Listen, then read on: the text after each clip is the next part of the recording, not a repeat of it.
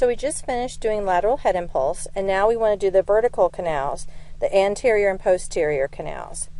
So now we're going to start with LARP, that's left anterior, right posterior. So you select LARP, and the first thing you need to do is center the head.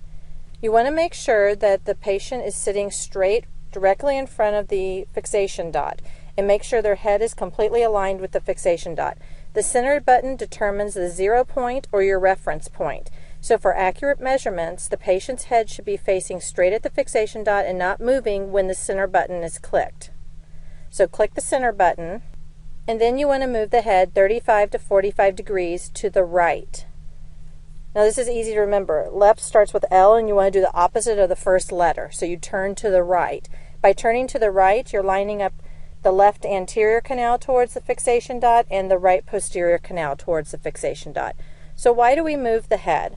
First thing is, when we move the head to the right, we're making sure that our head impulses are a pure pitch motion and not a combination of pitch and roll. By performing a pure pitch motion, it makes it a lot easier to perform your head impulses accurately. So that's one reason why we move the head.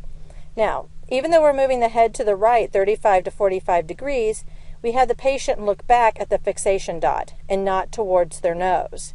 And the reason we do that is because then the eye movement is pure vertical and not a combination of vertical and torsional eye movement. When you measure torsional eye movement, you need to do it at a slower frame rate to be able to pick up the torsional component.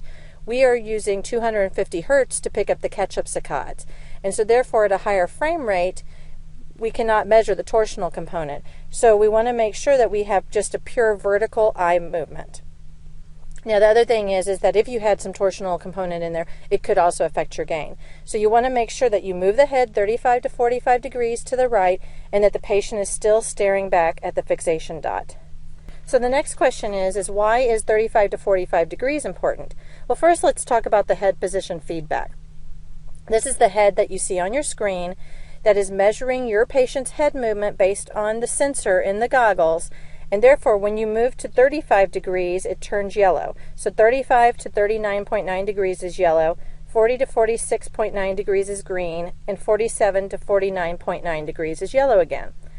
The minimum is to be in the yellow range. It's ideal to be in the green range. So the head position feedback is a guide to help you position the patient's head in the optimal range. The head has to be a minimum of 35 degrees in order to test LARP and RALP. The head impulse at 35 degrees still stimulates a canal position at 45 degrees with about a 98% effectiveness. The problem is that a head impulse at 35 degrees will also stimulate canals in the opposite testing plane, so in the RALP plane, with about 17% stimulus magnitude, which is still significant. So even though 35 is the minimum, it's best to be at 45. The further you go, closer to 45, the less you're stimulating the other two canals that you're not testing. And to learn more about this, you need to refer to our frequently asked questions. Another option, instead of just turning the patient's head, is to turn the patient's head and body. You want to make sure to turn the patient's head and body 35 to 45 degrees from center. You also want to make sure that you do not use a swivel chair when doing head impulse testing. So you need to make sure that it's a non-swivel chair and that you move that chair 35 to 45 degrees so that the patient's head is still 35 to 45 degrees from center. The gaze will still remain back to the fixation dot as it was before. The head is still moved in the plane towards and away from the fixation dot. But the head is not twisted on the trunk of the body, which sometimes makes this more comfortable for patients. Okay, so now we're doing LARP, left anterior, right posterior. You move the head 35 to 45 degrees, and you can see that the head is green, the left anterior canal is green, and the right posterior canal is green. Once you have the head positioned properly, you need to move the ROI.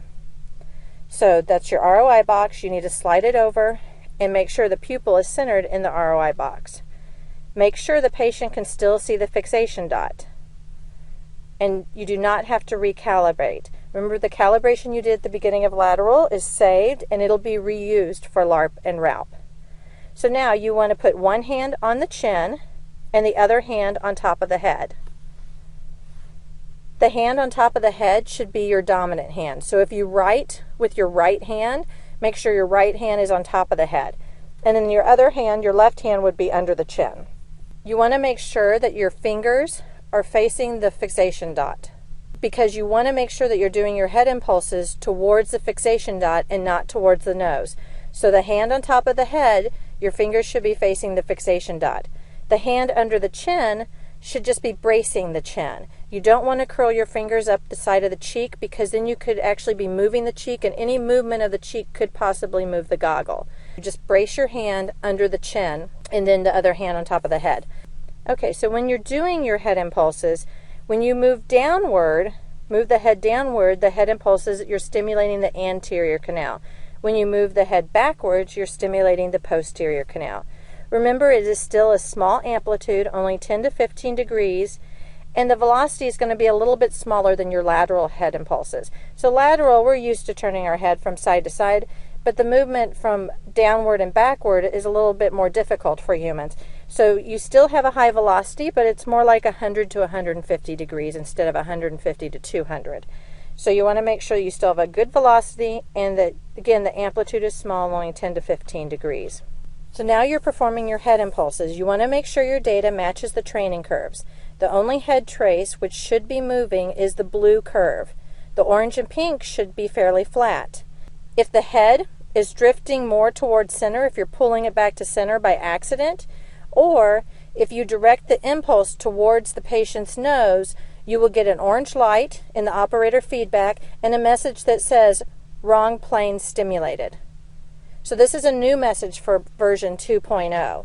So remember, when you're doing head impulses, you can always get it that's too slow, too much overshoot, but now if you're stimulating the wrong plane, you'll get a message that says wrong plane stimulated. So again, your impulses should be matching up to the training curves. You should be seeing the green light. You should only be seeing movement in the head trace, that is the LARP, that's your blue trace. So once you're done with LARP, then you want to do RALP. So now let's choose RALP. RALP is right anterior, left posterior. Again, make sure the patient's head is centered in front of the fixation dot. Click center, and now move the head 35 to 45 degrees to the left.